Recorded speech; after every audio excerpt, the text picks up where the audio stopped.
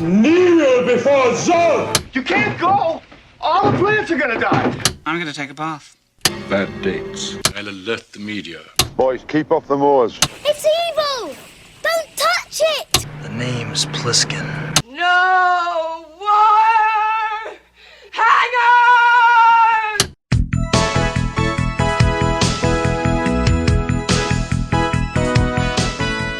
Welcome to Vintage Video, where we're rewatching the 80s so you don't have to. We'll be reviewing every major film release of the 1980s in chronological order, overanalyzing what you've seen and spoiling what you haven't. I'm Patrick O'Reilly. I'm Jesse Bayless. And I'm Richard Wells. And today we're discussing Prince of the City, released August 26, 1981. It was written by J. Presson Allen and Sidney Lumet, based on the novel of the same name by Robert Daley, directed by Sidney Lumet, and released by Warner Brothers.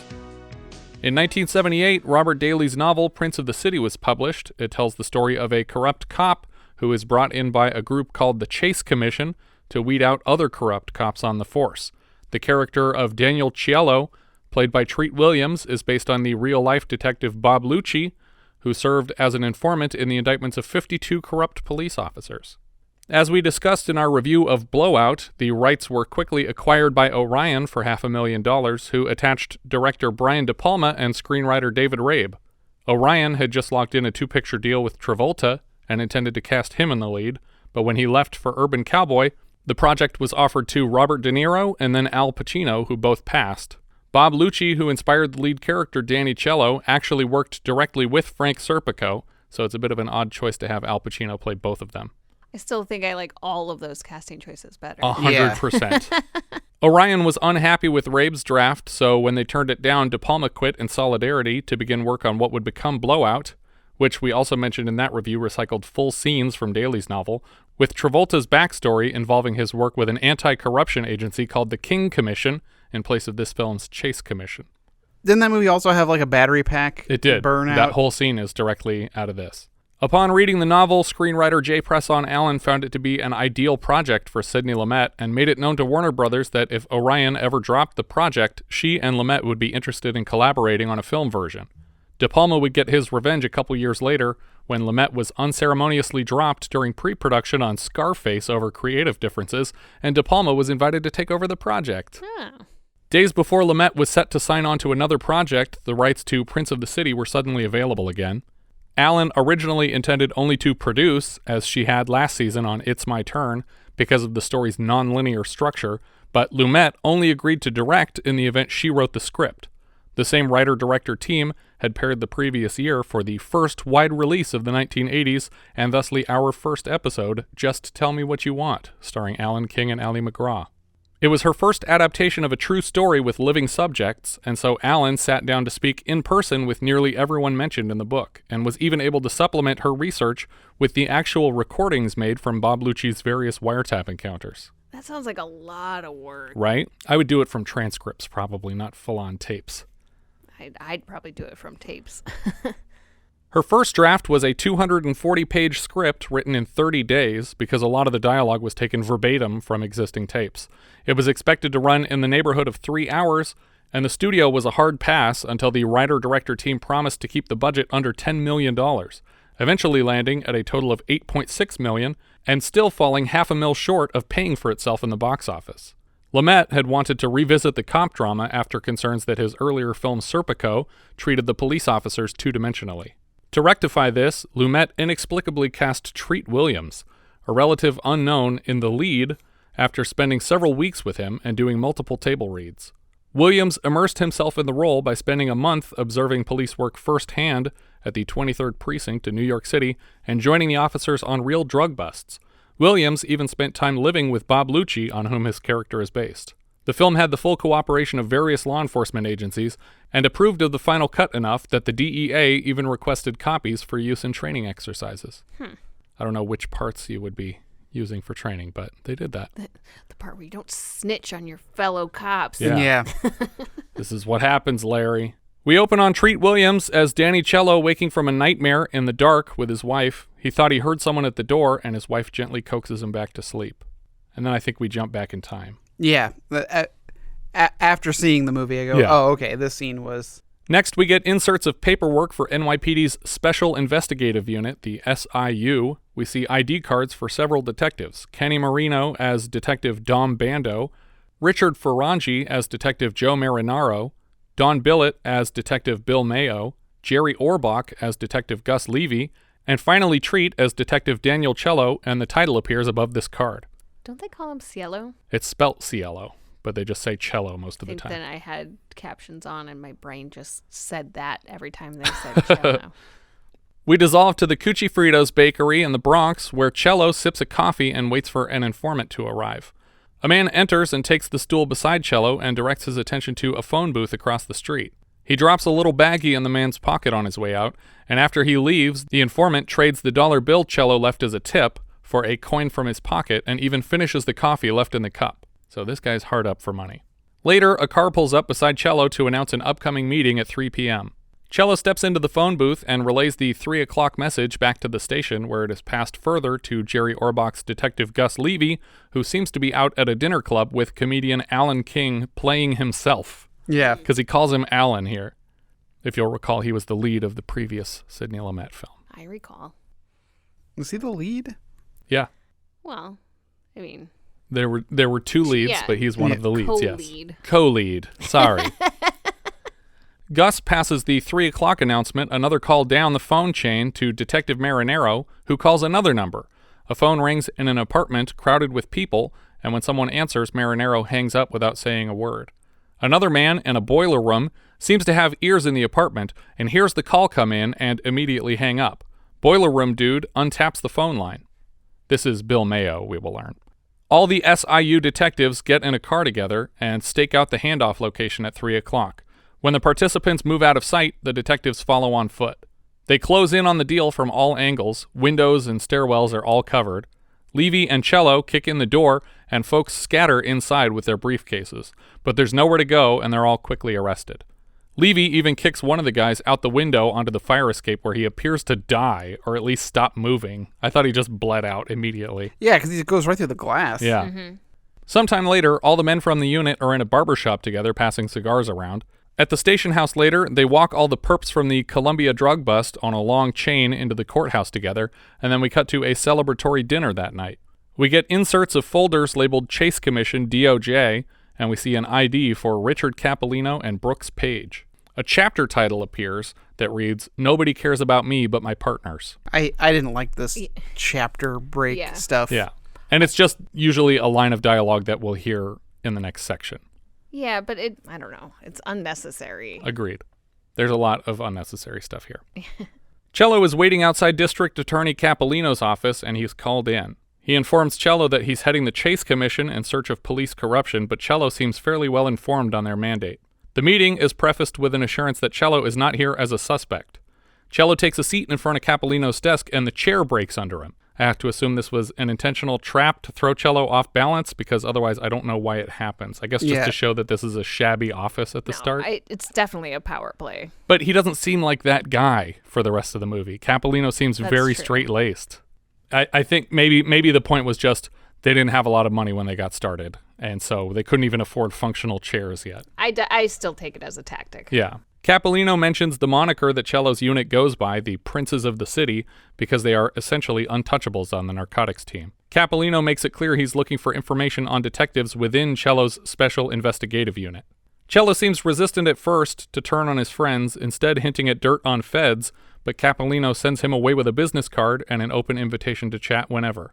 We cut to a backyard barbecue at the Ciello estate, and a crowd of insufferable cop characters tell bad jokes back and forth and laugh gratingly. Word travels through the party that Ciello's brother is here under the influence of an unknown narcotic. Ciello says he'll take care of it, but his father is worried that he'll be too harsh on his brother Ronnie. The brothers are quickly shouting at each other. Ronnie alleges that the cops outside are just as awful as any of his addict friends, and Detective Ciello keeps slapping his brother in the chest and pushing him across the room. This obviously isn't the first take either, because there's a giant Ronnie-shaped dent in the wall behind him. Yeah. As he's backed into a corner. I feel like maybe use a different angle for the next take. Ronnie makes the, even by 1981, tired, obvious argument that cops are just criminals with badges, and it's all very on the nose. Ronnie shouts out the window at the cops in the backyard, and Detective Ciello tosses his brother across the room. Their father enters, startled by the commotion, and Ciello offers a half-hearted apology on his way out. His father makes it clear that he sides with Ronnie and thinks cops are the bad guys. Your brother's right, Danny. He ain't blind. And neither am I. We cut to Ciello meeting with Cappalino in what looks like his home office, and they're enjoying a meal together. Ciello still feels guilty and denies any wrongdoing, despite not having been accused of anything yet. Cappalino makes his first accusation, but doesn't level it at Ciello directly. It's a common practice to sell narcotics in the narcotics division. Your information from Village Voice? New York Magazine, for Christ's sake? Ciello is so insulted by the question and the allegedly raw steak that he walks out.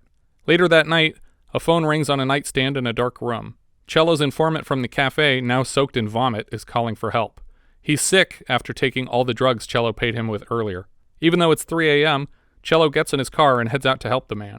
He picks him up on a rainy corner and parks outside the precinct. He approaches another detective in the locker room to ask a favor. Sal, you got something for me? I got a sick stool. The man hands over another small baggie but reminds Ciello to contribute to the stash on occasion. You have to replace it for me, Danny. I got stoolies too, you know? When he passes off the drugs to his informant, the man has a complete meltdown when they are not the drugs he expected. They decide to head to Sai's place. Presumably, Detective Ciello intended to simply buy drugs here, but he left his wallet at home. His new plan is to arrest whoever's coming out of the place and give that person's drugs to his informant. He ends up having to chase the man through the rain for a while. His friend even joins the chase to help. When Danny Ciello finally catches up with someone he seems to know as Jose, he tackles the man to the floor as his informant screams for blood, and Danny socks him hard in the face multiple times. The makeup here on Jose's face is quite disturbing, and the man looks legitimately roughed up. He says he bought 5 bags and begs Danny not to take it all. Danny pays off the first guy with 2 bags, and he has now traded one messed up junkie for another. Jose vomits all over himself, and Danny promises to drive him home to his girlfriend Jeannie. When Jeannie answers the door, we see she's being played by a young Cynthia Nixon. Jose gives her his medicine, and she takes it into a bathroom to dose herself. When she seems to be taking a long time, Jose follows her in there to find that she's taken everything he brought and left him nothing for the night. He starts slapping her around, and Danny just watches because the filmmaker wants us to hate him for some reason. We cut to Danny meeting with Cappalino again. Danny is asked to confirm that he has a connection to the mob through his cousin, and it has assisted in their work. Yeah, Nick. My father's sister, her Nick's with the Colombos. Listen, those guys don't tell me anything they don't want me to know. Danny's upset to learn that another agent of the anti-corruption unit, Brooks Paige, is on the way here. When he's seated across from the 2 anti-corruption officials, he gets extremely defensive and begins shouting. His argument boils down to, lawyers are more corrupt than police and they get paid better too. Danny loudly declares that cops can't trust anyone but other cops. But nobody cares about me but my partner! You understand that? Nobody! It's worth pointing out, and I've chosen here because this is one of the most egregious examples, that all of the acting Treat Williams does in the whole film is very outrageous stage acting. Yeah. He's mugging all over the place. He can't help but swing his arms wildly with everything that he says. He's playing to the back of the theater, and the other characters have so little response to what he's doing, it makes him look ridiculous every time. Maybe that's the point. Maybe it's supposed to seem like bad acting because he's supposed to be a bad liar. But it seems like we're supposed to hate this character from the beginning. Yeah. It's also, I guess, just to make him seem like he's more intense. Like he's just super passionate, but it comes off as hokey and weird. Yeah. A lot of the performances in this movie are very weird. But this is the worst one, and the film is centered on him. Yeah. Even Detective Lucci, on whom the character is based, was annoyed by Williams' overacting, and this is the guy who Williams lived with briefly to get the character down. After he gets out all of his shouts, Danny sits down and cries on the couch. Immediately after bragging about how he and his partners beat up criminals and take their money, he complains that those same criminals are basically taking from him in the form of his guilt for doing it. Poor guy. These people we take from own us. The writing only gets weirder and more uncomfortable from here. I know what you guys think of us, but we're the only thing between you and the jungle.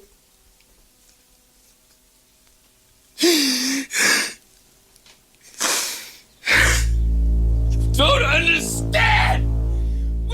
And suddenly he's shouting awkwardly loud again as we dissolve to the next morning. Like, it felt weird that the energy is going up at the end of the scene as we're fading out. The conversation has barely evolved from where we left off, except that now Danny's voice is ragged from shouting all night, and he seems to be admitting to less egregious crimes now. I could barely understand a word he was saying. Yeah. But he does admit here to having paid informants in drugs for information, which for some reason we pretend like he didn't admit to for the next 2 acts of the movie. Yep. Sure, I give my informants heroin. They got nobody but me, and they're sick, and they're helpless, and I feel responsible for them. He follows up that point by admitting that the law doesn't distinguish between that and selling drugs, which is a felony. He claims that they're just as bad as him because they aren't arresting him for a known felony, which is also a felony. And I really wanted them to just arrest this fucking guy here and roll credits. But no, we have 2 hours and 20 minutes left. Danny lays out some ground rules required for him to cooperate. He won't rat on his partners. Later that morning, he's having breakfast with his family, and his voice has made a miraculous recovery, even though in the ensuing hours he has apparently shared the entire deal with his wife, who is furious with him for taking sides with the anti-corruption unit against his friends. Do you guys recall the last time a cop's wife got mad that her husband couldn't just look the other way and keep being a corrupt cop? They divorced because of it. Nighthawks? No, earlier than that. Those two divorced because his job was too dangerous, much further back. And it caused a custody battle between them. Eyesight. No, not that kind of a custody battle. No witness protection custody battle. What was that movie actually called? Not Eyesight. Hide in Plain Sight. Hide in Plain Sight, thank you. Or just In Plain Sight, right? It's called Hide in Plain Sight. Was it Hide in Plain Sight? Yeah. You liked it a lot. You liked it the most. The one with the tearing through the building poster. That's right. What was that one called? That one was called The Juggler? Night of the Juggler. Night of the Juggler. That's correct. Between Richard and I, we'll actually remember everything we talked about. The parents of the kidnapped girl separated because he worked for the police, and he ended up ratting on everyone because everybody was corrupt, and she said he should have just not done that and kept his money. And Dan Hedaya didn't appreciate it either and went fucking nuts on him. Danny promises he's not going to testify against his partners, and she basically tells him he's an idiot for believing that. This guy, Cappalino, he's gonna force you to hurt your friends. People who've been good to you.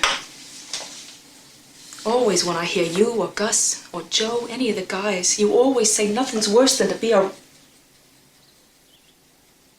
rat. A rat is when they catch you and make you inform. Nobody caught me. This is my setup. This is my action. And I'm never gonna hurt my partners. It'll happen. How are you gonna live with that? Isn't that worse? Yeah, it is. Yeah. I feel like it's weird that people don't judge him more when he says that. Because it's like, oh, you're doing this for literally fucking no reason? You're not even just there's not even a risk. Yourself, you could have right? just stayed with us and you would have been fine, but you chose not to? Yeah, because you bring up a very good point, Jesse. Because nowhere in his deal does he ask for immunity. Right. Like, that's they ask for a list of things that he did wrong, and he just kind of assumes that means he won't be charged for them. Yeah, that would be the first thing I ask. I would say, in the end of all this, I want total immunity. Right. Well, and I feel like the whole point of this entire thing is, set up by like his dad and his brother, and like his feeling guilty for like being hypocritical, right? And yet, like, we don't come back to that concept. Yeah, it's weird because in the structure of the movie, like looking at the script, we should like him the most because he's the good guy doing the right thing. He was the bad guy at the start of the film, and for no apparent reason. There's not an obvious catalyst for why he suddenly decided that he was going to go good. I assume in real life, it's supposed to be that father and brother moment where they kind of, but I don't think that they hit that because he doesn't ever talk about that guilt that he felt after that. But also, his father has no qualms with the rest of his family being like mafioso types, or his son being a part of this drug-addicted underworld. Like, nobody is clean in this family, so it doesn't make sense. He's not like appealing to a greater justice here. This should have been Jerry Orbach's movie. He's the oldest of the group. He should be the one with the most guilt that's weighing on him. But he doesn't because he's cool. Yeah. Danny rings Cappalino's buzzer in the middle of the night to announce he is officially accepting the job, but he will never rat on anyone who has ever been his partner at any time. We cut back to the station where the Special Investigative Unit is being broken up so they can surround Danny with new cops that he's comfortable ratting on. The guys reminisce on the time they've spent together and force themselves to laugh at cop jokes, which, as we all know, are the antithesis of comedy. They notice one of the guys is taking caffeine tablets to help him stay alert, and they laugh about it for 30 straight seconds, but forget to share any conceivable punchline. They're just like, no-dos. He's got no-dos. Well, guys, they're laughing at him because they put guys behind bars and steal their drugs, which are way stronger than no-dos, and they're like, why aren't you just doing hard drugs? I just don't get why this is a punchline even at all. Like, so the guy has no-dos. Who cares? Like, what if it was Excedrin? Would they be laughing just as hard? Why aren't you doing heroin? Exactly. Sometime later, the Chase Commission officially opens a center of operations in an abandoned post office. Before Danny gets started confessing anything, he pulls Cappalino aside to warn him that if anything happens to Danny's family, it will also happen to Cappalino's family. What, are you threatening me? Absolutely. Your family will be completely safe, Dan. Nobody's going to get hurt. Good. We can both breathe easier. This is not the best way to start a partnership. We're not partners yet. The beginning of the process is for Danny to inform them up front of anything illegal he has done so they don't get blindsided with charges somewhere down the line. Danny claims that in 11 years with the SIU, he has committed only 3 potential felonies. He begins with a joke about how long it's been since his last confession, but this is an extremely common tactic to trap a subject. In the Church of Scientology, you have to submit in writing a document of the worst things you've ever done, and the church is famous for wielding those confessions against you if you ever consider leaving. Confession at other churches works largely the same way because if a priest knows every sin you've ever committed, you might feel too guilty to leave. While it seems like these men are just trying to cover all their bases as far as legal defenses go, they can obviously lean on these confessions to force Danny to do whatever they want down the line. Yeah. Again, immunity. Right. The first crime Danny gives up is basically a non-crime. A case against a mobster was already going to be thrown out because they didn't have enough to indict him, but Danny went to the guy and offered the case to be thrown out in exchange for $10,000. The man paid the bribe, and Danny did nothing because the case was being thrown out anyway. His second confession is super convoluted and peppered with irritating impressions and a lot of forced laughter, but it seems like maybe they used names they shouldn't have here. Yeah. Because every time Danny says Tiny or Lewis in the story, they sound terribly ADR'd over some previous name. I mean, they must have used something from the transcripts. Yeah. And that they like, you were can't, like, no, you can't we can't mention that guy. But it's not like it's a curse word or anything. They're just names that are getting replaced. Right. And it must have been a short name because they used Tiny. Yeah. See, he's all shook up because his brother Tiny Ride's on life parole for murder. Sitting duck, right? The detective wants $75,000 in cash or he's going to roll Tiny up. Basically, it's the same as the previous case. They lied that they had evidence on a guy and asked for $75,000 to make the evidence disappear. When they offered $7,500 instead, they took it, and there was no evidence to get rid of. They were just hustling alleged criminals. Cappalino and Brooks find these stories way more amusing than they are. When they ask for the detective's name who accepted the pseudo-bribe, Danny clams up, assuring them that they don't have the necessary witnesses or evidence. Aren't you the witness? You're a person. Yeah. You just told us what happened. The third thing is that he accepted a $1,000 gift for connecting one of his extended family mobsters with Detective Logan, but he has no idea what they did after he connected them, which honestly doesn't even seem like it's worth mentioning. Like, someone paid me $1,000 to introduce this person to that person. Well, that's not a crime, so you're fine. Well, he's obviously cherry picking out things that he wants to share. Yeah, but none of these, I don't think you could get in trouble for any of these things because that's why he cherry picked them out to share. But if I were him, I would be saying actual felonies I committed, because the whole point of this is that they're going to cover for these things that you say you did. And if you say 3 things that don't matter at all, that no jury would ever convict you for, then what's the point of getting immunity for just those things? These are probably the only things he could say that didn't also implicate all of his buddies. Right. He's committed other crimes by himself for sure. And also this one of these 3 implicated someone else more than him. Well, not his But he partners. just wouldn't share the guy's name.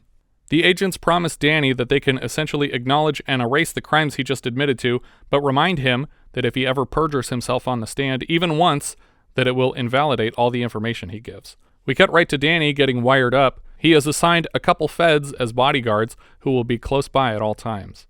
We cut to a bar across town where a police chief gives Danny permission to operate in his precinct and assigns him a man named Edelman as a contact. Or Edelman? I guess he's pronouncing it Edelman. It seems like the chief will get money out of the deal too, because he said, "It's fine as long as I get my cut." At first I thought that he knew he was undercover with the Chase Commission, but I think he's actually setting up the chief and Edelman as the first corrupt cop victims. Right. Edelman tells Danny that his old friend Rocky Gazzo from the local mob might try to buy his way out of an indictment soon.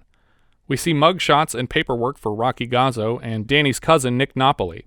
Another chapter title reads, "It's a game. I love it." Danny goes to see his cousin. He tells Nicky that he'll have to touch base with Edelman about Gazzo's indictment and that he can vouch for the guy.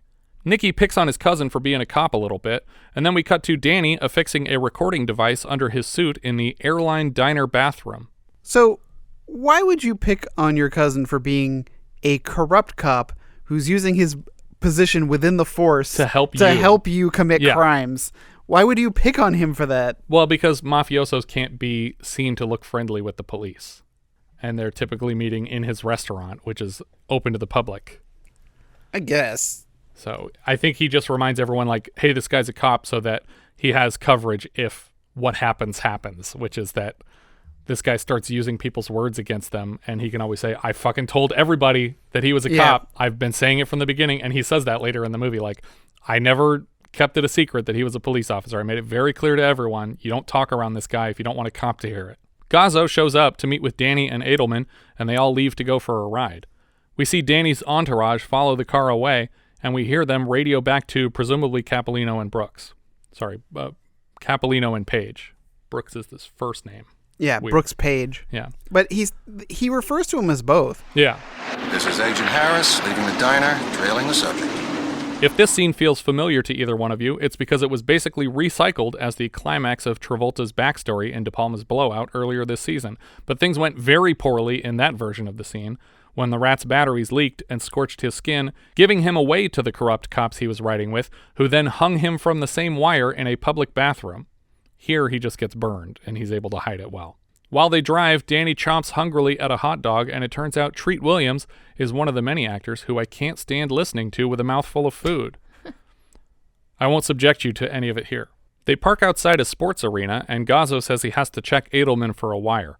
Danny starts into that whole, "how dare you even suggest we would bring a wire to this meeting" dialogue that is never believable in any movie, and probably less so in the real world. I feel like, "you mean you don't trust me?" should always be a huge red flag to monsters. Yeah. Mm-hmm. Hey, Danny, I don't know this fucking guy. Well, fuck, Rocky, you know me. Edelman hands Gazzo a pair of envelopes, and then Gazzo brings the men back to the airline diner, and he pays Danny the $10,000 that he owes. That night, we see Mrs. Ciello undo the wire straps. I think the battery's leaked. Don't move, Danny. As she pulls away the tape, we can see a bad chemical burn right above his pelvis. We cut back to the abandoned post office that is the Chase Commission headquarters, and it's looking much better now. Shelving and desks have been installed, and all the cobwebs have been cleared. Danny hands over the tape of Edelman to Cappalino. Later, we see Danny shaving his chest hair so that it hurts less to pull the tape off his ribs. In the span of 2 or 3 shots, the single box of tape on Edelman has evolved into a full shelf of boxes. The Chase Commission sets him up with Detective Allegretti on a path to big-time mobster Dave DiBenedetto. We see Danny at a bar with Allegretti, who accuses him of being the cop that's squealing to the Chase Commission. Apparently, the rumor is out on Danny. To discourage the rumor, Danny embraces it. Let's not sit so close to the TV set, okay? I can't get any kind of recording here. Man, that's not funny. When DiBenedetto finally shows up, Danny lies that they have him on tape committing a felony. DiBenedetto doesn't believe the story for a second. Nobody wears a wire on me. I can smell him. It's God's truth, Danny. I never seen nothing like it. Danny drops a tape on the table to bluff Mr. DiBenedetto. On his way out, he also calls the mobster a fat fuck, and he doesn't appreciate that. For their next meeting, Danny wears a wire against the advice of the Chase Commission. Because Allegretti felt a little handsy with his greeting, Danny kicks off the conversation by insisting loudly that he isn't wearing a wire and he doesn't appreciate the implied accusation. He tells DiBenedetto that Chase Commission agents wear the wire under their balls and grabs DiBenedetto's hand, intending to prove it, but he just gets pissed off. There's literally no reason he would get so angry about this accusation unless he was wearing a wire. These scenes are so poorly written it drives me crazy.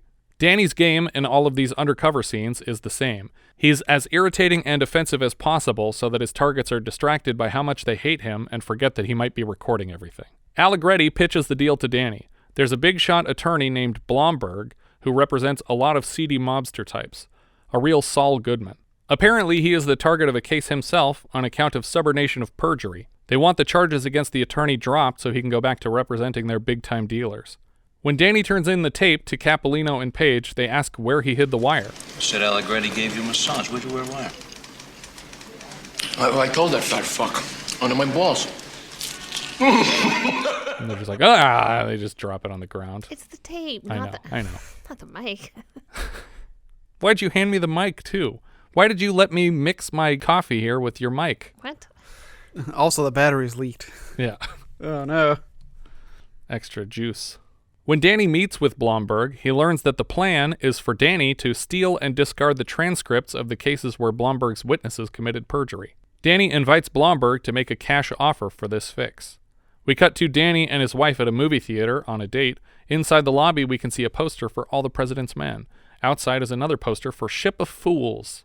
Insanely, DiBenedetto is watching the news as an anchor person says that a local detective is set to testify before the Chase Commission, and while they can't say his name, they are comfortable revealing that it starts with a D. How does even that get out? For privacy's sake, let's call her Lisa S.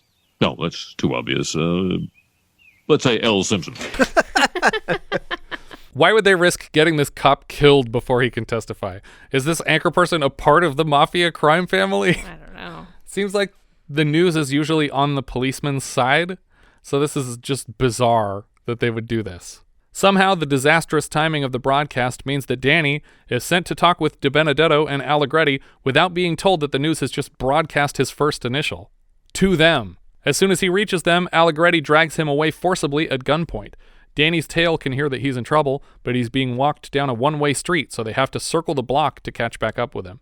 Danny continues to joke that he's absolutely testifying for the Chase Commission with as much sarcasm as he can muster. They try to manhandle him looking for a wire, but he fights back against it. His tail loses his connection to the audio feed, and DiBenedetto and Allegretti talk about killing him with his own gun.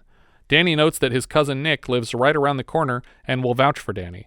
I don't understand why these idiots would listen to Danny and ask his cousin if he's a good guy instead of just finish checking him for a wire. Mm-hmm. He's wearing a wire, you're half checking him, and he's fighting against it for some reason. Finish checking him, open his shirt, done. It's over. But instead they're like, what, your cousin lives around here? Well, that sounds like an unbiased participant in this conversation. Let's go talk to him and see if he thinks you're good. Amazingly, they buy it, and they walk into his cousin's restaurant to ask if he thinks they should kill Danny.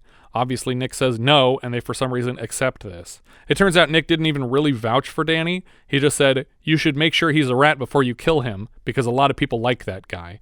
Which, in my mind, means, check for a wire, you fucking idiots. Yeah.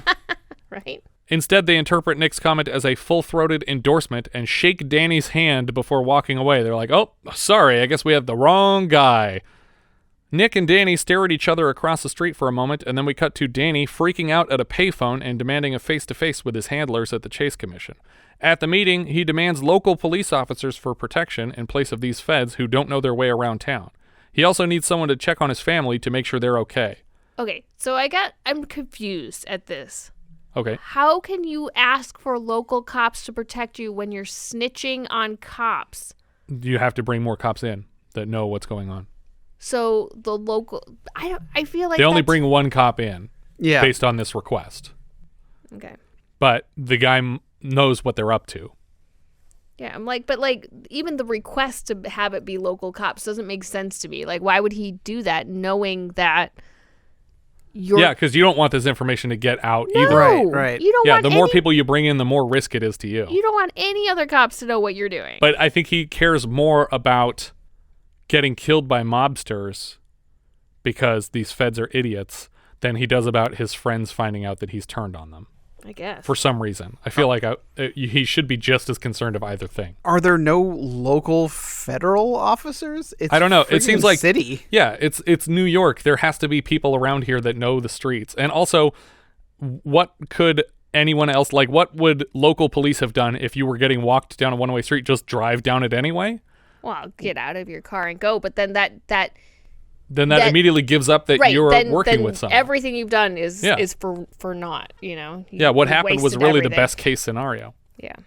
But I think maybe that's his point. Yeah. Is that they care more about maintaining the case than protecting him. Yeah.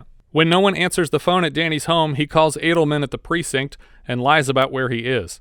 Edelman offers to check in on the family for him. Edelman cares more about me than you guys. I'm putting him in jail. Danny has a crisis of faith when he realizes that today he was saved by Edelman and Nick, two guys who the commission would rather see behind bars. They advise Danny to take a 10-day vacation. This is another thing that I don't quite understand. He's supposed to still be doing his regular job, right? Right. How is he doing all of these undercover missions and taking random 10-day vacations when he's actually got a regular job? Does nobody notice that he's gone doing other things all the time? Or is all this stuff getting handed down from on high through his department and they're just like, that's weird, you got another order from the mayor. I guess we'll just do whatever he said. Yeah, whatever's happening, I would think it's really suspicious, even if they, I know that they split up the department so that it'd be rearranged and stuff like that. But I'm like, I feel like you'd notice that the other person in your unit isn't doing stuff with you. Or maybe they transferred him to a shell department, so he doesn't actually have a regular day job. It's all informant cops. Yeah, it's 100% undercover, 40 hours a week. We see Danny and his son fishing on the beach, which is not a great place to fish. When he jokes that he's caught a shark, his kid says to let it go. I don't know. I hate to let a shark go. Might swim off and bite somebody. I don't care. Let it go. Which I think is supposed to be a crappy metaphor for letting criminals go, even if they might kill people in the future. Maybe this kid's just a sociopath. I don't give a shit about people. Let the shark go, Daddy. That's the right thing to do. Even though sharks kill fewer people than mobsters every year. I don't know if you knew this. And only in the water. Yeah. Mobsters aren't effective in the water. No, mobsters only kill people in the water. I don't think that's true. Cement shoes. They sleep with the fishes. Hey, I thought you said Troy McClure was dead. No, what I said was he sleeps with the fishes. You see... Tony, please, no. I just ate a whole plate of dingamagoo. Danny's wife reminds him that if he dies in this mission, that her life is over because his former partners will abandon them and she'll have nothing. We get an insert of DEA agent Marcel Sardino's identification and then Detective Gino Mascone's ID. A chapter title reads, "But I Never Meant to Hurt Gino." Next, we see Cappalino, Paige, and Danny meeting with Mr. Santimassino, played by Bomb Alabama. You can say that if you said I'm on a warning list now. if you said it was a movie with that guy Bomb Alabama, I was like, I know who you were talking about. Mr. Santimassino, played by Bob Balaban, in some sort of palatial estate. I think they're in Washington, D.C., actually, so this must be like a big-time government building. Yeah. But I don't know which one exactly. Santimassino has plans for an international expansion of the Chase Commission. They read off a list of the amazing catches that Detective Ciello has helped coordinate. Santimassino tells Danny that he wants a plan in place to catch Marcel Sardino, and then he excuses them from the office. After they've left, Santimassino returns to his desk and opens a file with a list of names. He has check marks next to all of Ciello's partner detectives from the SIU, and he adds a check after Danny's name. I don't know what's happening here. I'm assuming that this is a list of people that he wants. But he has a check next to all of the detectives' names now. He just added one next to Danny, and it almost implies that he's already met with every other detective in the SIU. Which he clearly hasn't, because they've all said many times that they won't meet with anybody else, and none of them do meet with anybody else, except for way down the line. So, I don't know. Yeah, I didn't understand what this list was meant to represent. Next, we see Danny in the suburbs visiting with his friend Gino Mascone. They share fond memories of beating up black people on the clock. He tells Mascone's wife about the funny sound it made when her husband cracked a nightstick over a man's skull, and she pretends to laugh before sneaking away. Danny fishes for info about Sardino, and Mascone gives him a lead to work from. Buddy meatballs. Buddy meatballs. When Danny tells Santimassino that he has a line on Sardino, he demands to know the name of the detective who hooked Danny up. Danny reluctantly admits that Detective Mascone helped him out, and Santimassino decides that Mascone is next in line for them to record, because Mascone was never technically one of Ciello's partners. He's fair game for the commission, even though he's a close friend. Santimassino tells Danny he'll have to find another connection if he doesn't want to turn in his friend. We cut to Danny meeting again with De Benedetto, and he pesters the mobster into making a phone call to get Sardino's address. De Benedetto claims that Sardino owes him money too. Turns out, though, he's not asking for Sardino's address. He called Mascone directly to ask him to vouch for Danny. And when he gets a hold of Mascone, he basically says, "You thought he was going to testify in front of the Chase Commission. It didn't happen, so you deserve all the shit he's giving you. He's a good guy. I told you that before and you didn't believe me." Because by now, this Chase Commission testimony has already come and gone and he wasn't a part of it. They kept him out of it specifically to let things die down. After he hangs up, he walks back to Danny and writes the address that he apparently knew the whole time on a card. How come one phone call gets an address you've been wanting for so long? Well, let's say somebody owed me. God damn, I'm nervous using anything from you. Now you know how I feel. So long, scumbag. Danny returns to the Chase Commission headquarters to receive a package of recordings to give to De Benedetto. Unfortunately, when Cappalino is putting the tape in the envelope, he also accidentally snatches up a page from his own personal notepad and places the things in the envelope together. When Danny meets with De Benedetto and Allegretti, they find Cappalino's notepad in the envelope, and Danny has just given himself away. De Benedetto immediately has Danny by the tie and drags him into the bathroom. He tears off Danny's clothes looking for a wire, but he doesn't find one. He tells Danny that they're going to go outside and pay for their meal and pretend like nothing's wrong, but after that they're leaving together. Danny's federal bodyguards wait in a car outside with at least one local cop named Ernie.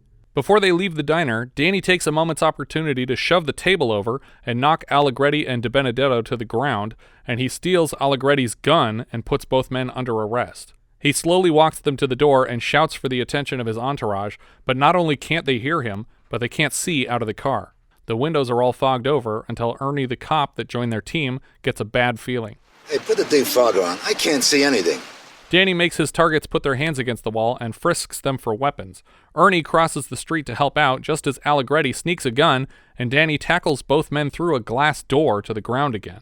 It doesn't look like breakaway glass either. It shatters in long vertical shards. He quickly has backup from Ernie, and the fight is over.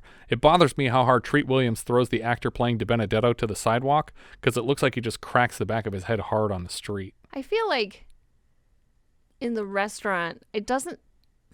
when he tackles these guys at the table, I really don't feel like that was the right move. Like, it seemed weird. Like, I mean, I don't think that they were going to kill him. I'm pretty sure they were. They knew that he was recording them. And they were going to do that right there in the restaurant? No, not in the restaurant. That was the whole point. They said, we're going to act normal and we're all going to leave together. Yeah. Was their plan. And he decided that he didn't feel like dying. And so that his plan was that I'm going to make a big scene and try and get to a weapon before you guys can, even though he didn't bring a gun with him. As soon as he can tell he's lost, Allegretti is asking Danny for mercy. Danny, can you give me a deal, Danny? I'll try that. Danny drags Allegretti back to the car to arrest him, and he offers Ernie the collar, but even under these circumstances, Ernie refuses to arrest a cop. You want the collar? No, I'll take the walrus, but I won't bring a cop in. Let the fucking feds do it. They enjoy it. Danny instructs the feds to take Allegretti to the hospital because he's bleeding a lot. He also informs them that they will never back him up again because they've proven themselves incompetent over and over. Danny meets with Santimassino again, and now that De Benedetto is in custody, they want to make a move on Sardino. Danny thinks Sardino will run for it, but Santimassino lets him in on a big secret. They already turned Sardino, and they're only arresting De Benedetto to make it look like his cooperation got Sardino arrested. Danny suspects that they intend to use Sardino to set up his friend Gino Mascone. Danny makes a half-hearted plan to warn Gino about the trap, but his wife reminds him that if he gets caught, it means jail for Danny. Instead, she offers to call Gino's wife and warn him against meeting with Sardino before hanging up. She's halfway through dialing the number when Danny stops her. Carla, not on this phone. My phone is bugged. The line hits her like a ton of bricks, and she feels betrayed. What she thought was her private home has been available to the Chase Commission this whole time. I feel like I would have warned her before this moment, not to make incriminating phone calls on this line, but hey, that's just me. We cut right to Mascone and Sardino having dinner together. I guess nobody warned him. Yeah. Sardino asks for a passport to leave the country, but promises to return later in the month with information on a massive drug operation. Keep in mind, Sardino is already working with the Chase Commission, so Mascone agreeing to this deal will end his career. I'll get the passport. I knew. You're a good man. Sardino offers Mascone a cash payment up front, and as they're walking out of the restaurant, Mascone is intercepted by representatives of the Chase Commission. We cut right to Gino in a hotel room sweating profusely as Santimassino arranges for him to set up Detective Alvarez. He's instructed to call Alvarez and say nothing more than, "The feds are on to us," because they want to hear his reaction to those words. Right off the bat, Gino refuses to play ball. Santimassino does a terrible job of convincing Gino to follow his instructions. He flat out calls him a whore for breaking the law on a whim in exchange for money from criminals. They give him a moment alone in the room to consider his options, and out in the hallway, Santimassino finds Dan stepping out of an elevator. Santimassino tells Dan they require his assistance to get Gino to play along just as a gunshot rings out from across the hall. In the room, they find Gino's corpse, holding a gun they didn't find when they searched him on the way in here. Danny sounds on the verge of vomiting at the sight of his dead friend, loving husband and father. We cut to Danny having a chat with Rocky Gazzo. Gazzo basically tells him that he chose poorly with this new chapter of his life and makes him an offer. $75,000 to leave the country and another $75,000 to stay gone in exchange for quitting the Chase Commission. Danny turns him down and preemptively threatens Gazzo with retribution if anybody kills him. We cut to another backyard barbecue scene where cops tell unfunny stories and then laugh at them. At least this time, one of the cops points out that the story wasn't funny. What's so funny about that? How do you know what's a funny story? Gus stands to fix himself a drink, and Danny launches into another one of his insufferable stories that he can't help laughing the whole way through. For some reason, his friends get real quiet instead of just laughing the whole way through it like they normally do. He's such a bad fucking storyteller that I can barely follow what he's even talking about. As best I can tell, the funny story is this, and Danny cannot stop laughing from beginning to end. An old cop disarmed a young guy with a knife, but it turns out the arresting officer didn't have a gun or a badge at the time. Get it?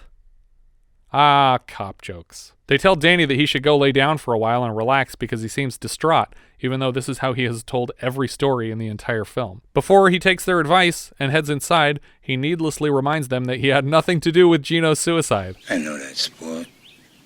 You know that. Yeah. Christ, Danny, nobody ever thought that. Yeah.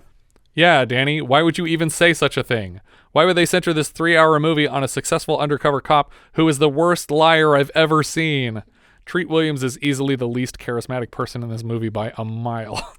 But it reminds me of when my kids say something like, "I don't have anything behind my back," before I ask them anything, and it's like, why is one of your arms behind your back? The guys all tell Danny that they've heard the rumors about him working for the Chase Commission, but none of them believe it. He immediately confesses to everything he's done. Yeah. And we fast forward to hours later as he assures them that he will never turn on his partners. I wanted absolution. I do like the way that they're being so forceful and they're like, nobody thinks he would join the Chase Commission, because it seems like they all already know that he joined the Chase Commission and they want him to feel extra shitty about it. So they're like, you'd have to be some kind of fucking asshole to join the Chase Commission. What kind of a fucking moron would sign up? And then he's like, all right, yeah, I did it, guys. Yeah, cut to It's Always Sunny.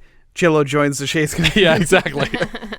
They seem worried he plans to kill himself and ask where his gun is, but when he refuses to give it to them, Gus reminds him that he'll lose his pension for his wife and kids if he takes the easy way out. I also want to think that maybe they wanted his gun so they could kill him with it and pretend like he committed suicide right here.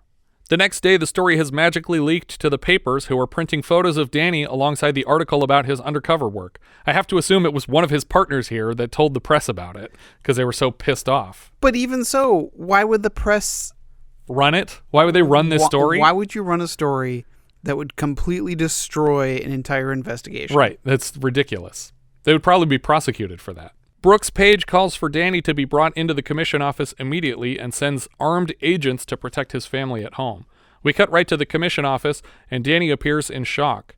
His days of setting people up are over, and now he will spend a couple years in court testifying against people. The commission insists on his relocation, and Danny mentions offhand that they own a cabin in the Catskills, because in the 70s and 80s it was common for people to have a second house that they just visited for fun. And also no way for somebody to look up that you own additional property? Right, yeah. You've literally never mentioned it once? I feel like somebody would look this up and be like, oh, dude's got a cabin. Let's go check. Cappalino looks to U.S. Marshal Tug Barnes, played by Lane Smith, for approval on this destination. Anybody else know about it? No. Tug?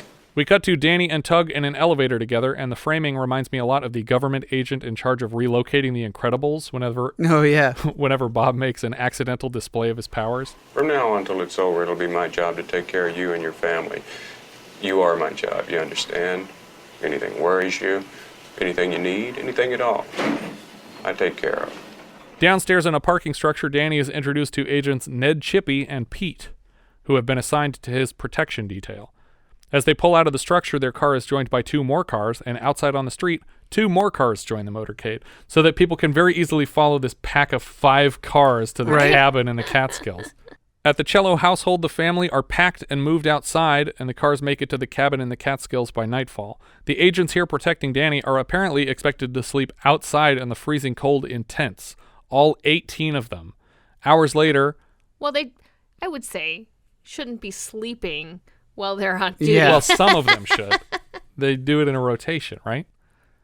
Didn't we learn that in To All a Good Night? That one cop sleeps while the other cop eats dinner? What? That doesn't make sense. Hours later, Mrs. Ciello breaks and invites the men to come in for warmth on a rotational basis, even inviting them to use the television. In the middle of the night, she's crying in bed beside Danny, and he tells her that in the morning, he and the men will be leaving. He'll only be here on weekends with her and the family. The next morning, Cappalino informs Danny that he's been appointed to a cabinet-level position and he's stepping away from the commission. He assures Danny that the cases will go smoothly. Danny is given a place to sleep at a building on Governor's Island, which was used for a long time as a military prison. I'm the first to go to prison. We get inserts of IDs for defendants Michael Blomberg and Richard King Lawrence. A chapter title reads, "I'm going to spend the rest of my life lying." Next, we see Danny meeting with Mr. Barano, played by Lance Henriksen. Barano wants to know the context of some of the recordings of Blomberg, and Danny struggles with specific details, while also eating a sandwich as he speaks. Just fucking put it down and talk, and then eat between scenes, my guy. I don't want to hear this chomping. We'll assume that you eat. Yeah. Like, we can suspend disbelief. I don't understand this movie. He hasn't taken a single shit this whole time. Another attorney busts in to get Dan's input on another case. They're having trouble transcribing a line from a recording, but people are trying to pull Danny in all directions as they work on dozens of cases simultaneously. Later, as Danny and his wife are hiking through the woods, Danny finally realizes that the defense attorneys might ask questions that force him to incriminate his partners for their corrupt police work, and he doesn't see a way around lying on the stand, which, as we mentioned at the top of the film, any proven perjury from Danny will invalidate all of his cases. This is why they wanted to know things that you had done that were illegal from the beginning. A gunshot rings out and Danny tackles his wife to the ground. Danny's security team springs into action, but it turns out it was just a nearby kid hunting for squirrels. Later, Paige also informs Danny that he'll be switching departments, but assures Danny that he's in capable hands now. Paige mentions offhand that he needs an undercover cop to take a swing at crime in the Garment District. Right away, Danny suggests Gus Levy, desperate to get him out of narcotics in case he has to torpedo that unit on the stand. Paige reminds him that perjuring himself would mean that all of his time and risking friendships has been for nothing, and the cases will evaporate. It turns out that's not true in the long run, that he could perjure constantly and it was no risk to anything. Danny sits for a pre-trial meeting with Blomberg's attorney, who starts the conversation by balking at the official story that in 11 years of service, Danny committed a mere 3 felonies. Oh, I'm sorry, I'm not the big-time criminal you lawyers expect cops to be, Counselor. You make me ashamed I didn't show more initiative. Detective Ciello is a very charming fellow. I believe we are in a lot of trouble.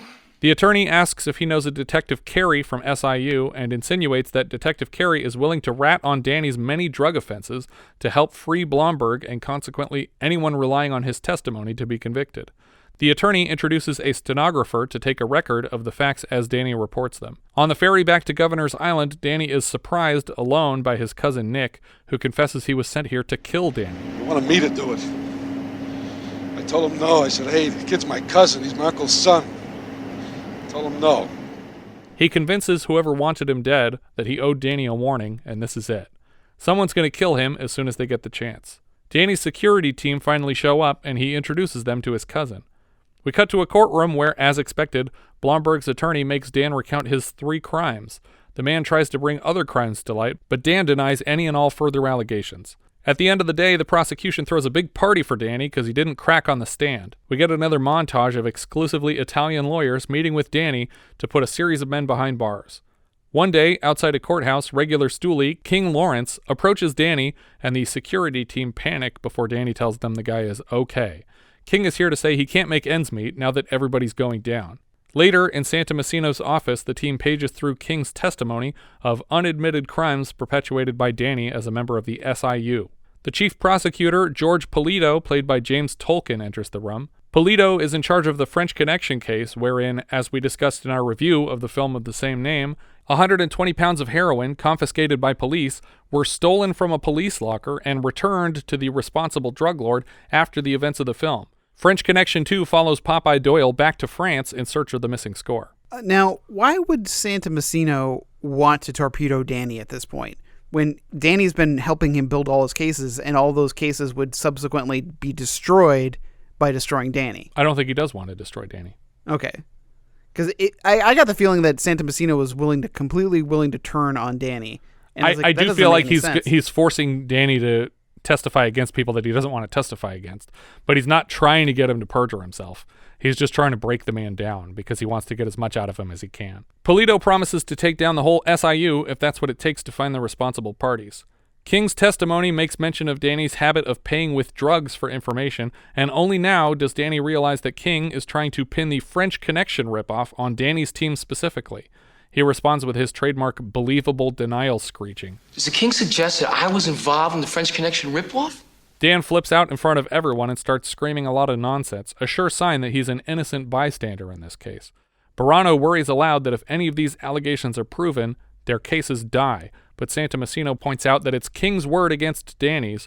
Nobody else has come forward with anything. He suggests a lie detector test to prove King is bullshitting them and invalidate the only case against Danny. King's deposition makes mention of Jose, Sancho, and Jeannie, who we saw Danny supplying with drugs at the beginning of the film, but he continues to deny. When they announce the plan to put King on a lie detector, Danny makes maybe the dumbest offer so far. Why don't you just ask me to take that test, huh? Yes, I'd like to know the answer to that. Why haven't you? Would you? Fuck you all. Why did you volunteer for a lie detector test and then get mad at them for asking you to take it? Literally, the only reason to do this is to remind them that you are guilty and lying. They didn't even ask you to take the test, and you made them ask you so that you could refuse. Yeah. The only other possible explanation is that he thinks a lie detector test would be a fun game, and he's jealous that they're going to test it on someone else instead of him, but immediately realized he would fail the shit out of it. The next morning, garbage men swing by Nick's place to take the trash out, and one of the barrels seems super heavy until the top pops off and they find Nick's body inside. Luckily, he seems fine, because his eye is twitching like crazy, but I think the actor is supposed to look dead here.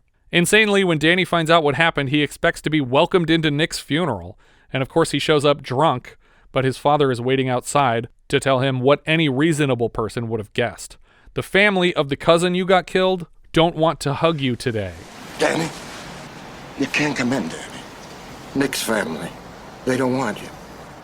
But also, that's an incredibly dangerous place for you to go. Yeah. You should not be there. Yeah, and drunk? And why did they bring you here drunk? Why did your wife agree to come to this funeral with you drunk? If I was his wife, I would be like, you're wasted. I'm not going to that funeral. For the guy you got killed? No. Full of people that might want you dead. Yeah, for sure want you dead. We see Danny's brother Ronnie leaning against the outside of the mortuary, and a smile creeps across his face, I think because he's happy to finally see his brother as a broken man after a decade of deserving it. Mrs. Ciello has to walk Danny back to the car because he can barely stand up straight. Back in the cabin, Tug Barnes tells Danny's family that they're moving again to a better place, free of charge. They're driven to a lovely 2-story home in the suburbs, and Mrs. Ciello cries at the sight of it. Oh my God, Danny. It's everything I ever wanted. Just not this way. I know, baby. I know. It's okay. We cut to King taking a lie detector test and failing it miserably. Danny breathes a sigh of relief and walks out of the room. They all seem convinced that Danny has been vindicated. Danny is followed out by another attorney who wants to speak with him. They ride together in a car and then neighboring plane seats. Yeah. But I don't think it's made super clear who this guy is or what he wants. Not yet, anyway. Danny just talks instead of waiting for the guy to ask anything. Eventually, he asks what the guy wants, and the guy says his name is Mario, and he just wants to be Danny's friend. Who the fuck is this guy? Yeah. I guess he's another attorney on his side. But we don't see a specific case that this guy is tied to. Right. And it seems like he literally just wants to be Danny's friend. It's just like, should we add a 105th character for no particular reason? Yeah, let's do it. We cut to an ID card for Detective Dom Bando, Joe Marinaro, Bill Mayo, Gus Levy, and Daniel Ciello. The chapter title reads, Nobody Loves You But Your Partners, and this is the entire SIU team now. We cut to the district attorney's office where Mr. Cantor screams at a table full of men for a list of dirty cops they can bring in. He's literally going through the force alphabetically, so Raf Alvarez is the first cop dragged in. Seems like Alvarez is quick to admit stuff. They stole narcotics evidence and sold it. They sold prisoners their freedom. They stole from dealers. He also confesses to at least 20 instances of perjury and then makes fun of them for trusting anyone on the stand like a bunch of morons. He tells them that if he didn't commit perjury, they would never get any criminals off the street and they just have a jail full of cops who'd committed illegal searches and seizures, which defeats the whole purpose of having cops in the first place. He punctuates the whole speech by emphasizing that he's willing to admit all these crimes, but asserts he had nothing to do with the French Connection ripoff. He tells them to look closer at Ciello, but admits he has no evidence against Ciello. But he's heard some things about Ciello's pal Gus Levy. Can you give us any evidence against Levy? Maybe. Later, outside the courthouse, Mario tells Danny that Alvarez is turning over dirt on Gus Levy, and Danny immediately ditches his security detail to run straight to the garment district and warn Gus in person. Because Gus is undercover here, Danny has to use a fake name to drag him out of the warehouse for a chat. Gus seems well informed about his former partner Alvarez being a squealer. I wasn't sure what Gus was doing here. I thought that this was his retirement gig. No, this is him pretending to manage this place. Because he seems really good at it. Yeah, I think that's part of the joke. He says something about that too. And he says, like, yeah, after this job, I'm going to keep the costume. Like, I like this outfit. And it does seem like he pays attention to the details here. Yeah, like the one guy is like, he never takes a full load. Right, yeah. So it's like, how deep in this are you? The conversation is punctuated with amusing little details to indicate Gus is taking his cover very seriously, and he's bothered by the way his warehouse staff are half-assing the work here. A man rolls a half cart of coats past them. Son of a bitch never takes a full load. When they're finally somewhere private, Danny gets more blatant. Alvarez is going to set Gus up for the French Connection ripoff. Over the course of the chat, it seems clear that the two of them and possibly more men in the SIU pulled off that heist together, but unless they turn each other in, there's nobody to testify against them with direct knowledge of what happened. But we don't know. Yeah. As the audience. That it bothers me a lot that over the course of this story that we aren't privy to this information that seems like it should inform our opinion of what's happening. We cut to Polito's office where a man is invited into the room and he spits in Danny's face and then leaves.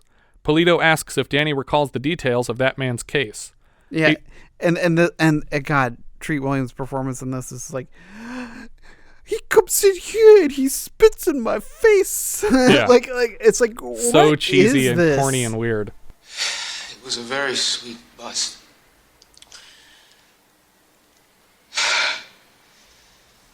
He's a Lebanese dealer.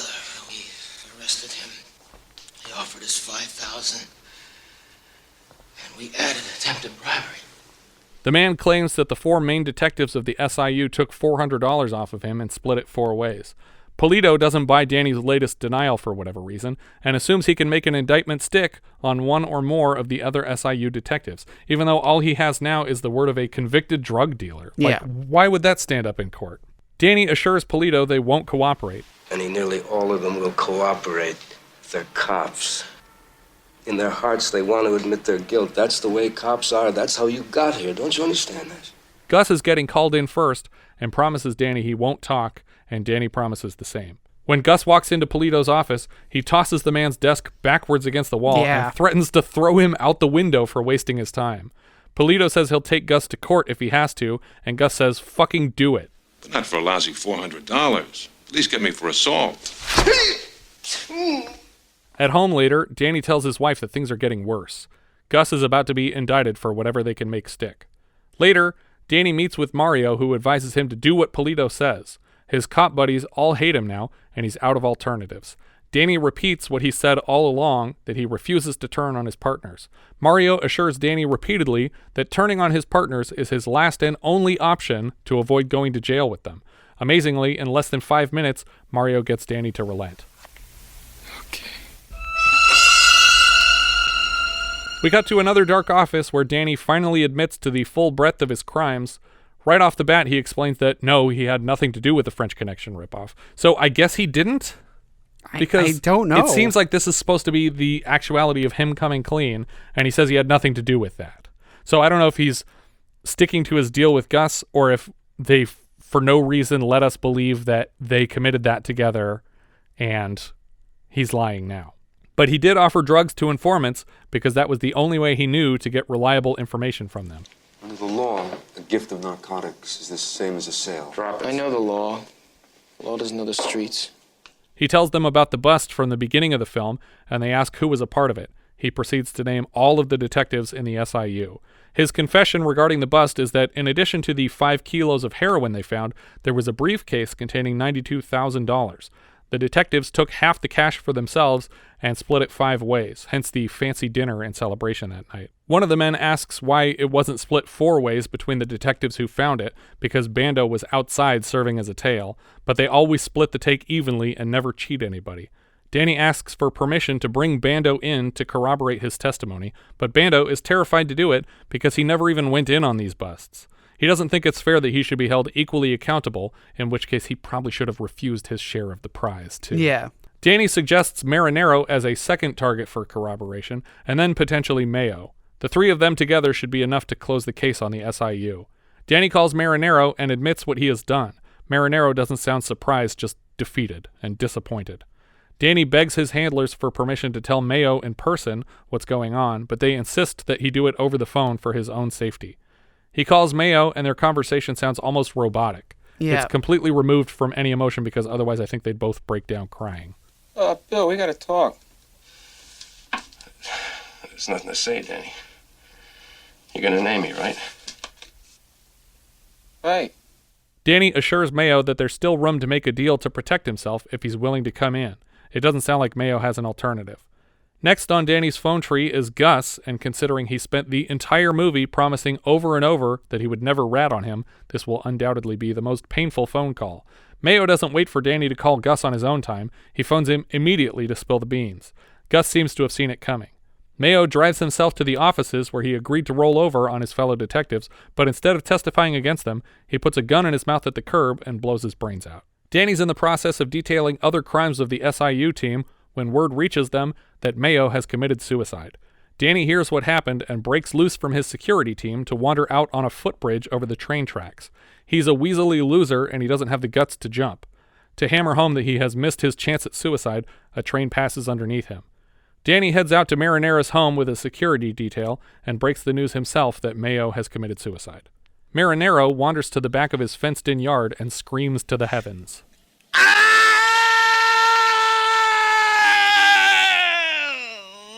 Next, Danny goes to visit Gus in person to urge him to come in and testify.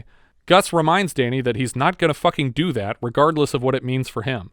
Gus is resisting the urge to strangle Danny right now because his guards are apparently waiting outside. Gus has no intention of playing by their rules and refuses to surrender control of the situation. Marinaro has chosen the Ciello path over the Mayo path and comes into the office to testify. Danny takes him under his arm and excitedly shares that Gus will not be following suit. He refuses to kill himself or rat on cops, and he's going to stay out and force them to bring charges. Let me tell you something. It's fucking fantastic, man. Somebody's telling them to go fuck themselves, you know? One of us. It's clearly not one of you guys, because you guys are not that person anymore. As they part ways, Danny begs Joe not to hate him, and he says he never could. Later, in U.S. Attorney Charles Duluth's office, he and the other relevant higher-ups from the Chase Commission deliberate on whether to bring charges against Danny Ciello in spite of all he's done for them. Ciello's newest confessions represent clear perjury and could tank the cases against Blomberg and others. Among these men, Cappalino alone is flabbergasted that they would consider sending Danny to jail after all the evidence he's provided, forgetting apparently that he just tainted it all with his admission of perjury.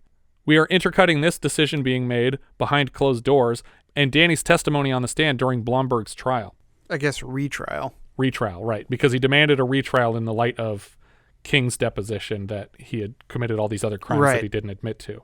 Danny is admitting to having tried various drugs he claims to recognize the effects they have on people. On top of getting Danny to admit the use of narcotics, they also get him on the record admitting to frequenting brothels while on duty. It's weird that these details are coming up for the first time in the last 10 minutes of the movie. Back at the closed door meeting, Paige makes the case that cops break rules all the time and they just have to deal with it because there's no way to make cops better at their job. A popular theory even today. He points out that Danny took a big risk endangering his entire career by coming in.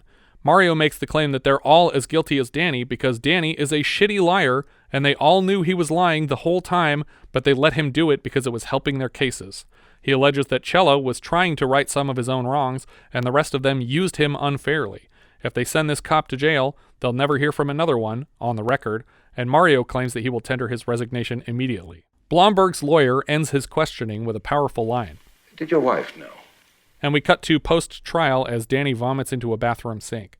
The decisions against Blomberg and Ciello are scheduled to be handed down almost simultaneously. And it's all good news. The government declines to prosecute Detective Ciello.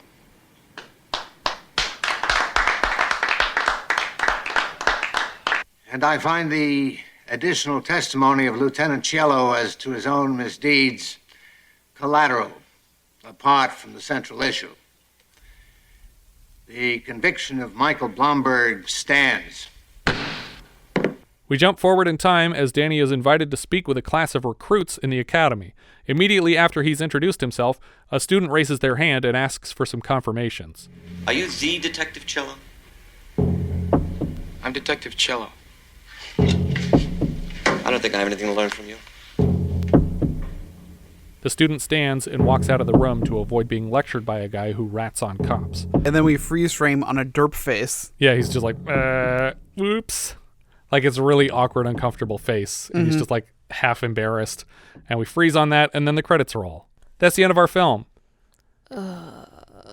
This was almost 3 hours long. This is so long. It's too long. There's a lot of stuff that doesn't matter in it. Yeah, it could have been great had it not just dragged on and Treat Williams' weird performances. There's a scene where he grabs on to Mario like he's strangling him, but he's strangling him from his collarbone. Right, yeah. And he's just like gripping him. And they're all freaking out like, I don't understand what's happening. Because I didn't understand what was happening. I don't think the actors were prepared for this motion either. Yeah, I was like, is he trying to strangle him? I don't know what he's trying to do. He's just freaking out.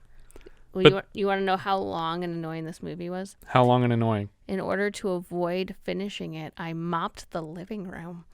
There you go. That tells you how it much looks great. I didn't want to watch this movie because I did something else I really didn't want to do instead. It's real slow, and Treat Williams cannot carry a movie this long. Yeah. He's also, so many scenes feel really redundant. We have multiple scenes where he goes and tells Gus, hey, things are going bad. You better get ready. And Gus tells him, I'm not going to tell anybody anything. That happens like 4 times in this movie. And every scene is just him telling people, cops have it so hard, but we got to do these things. And they're all like, yeah, we do. And you better not tell anybody. And then he's like, I told everybody. I told everybody all the things. The end. This movie was exhausting.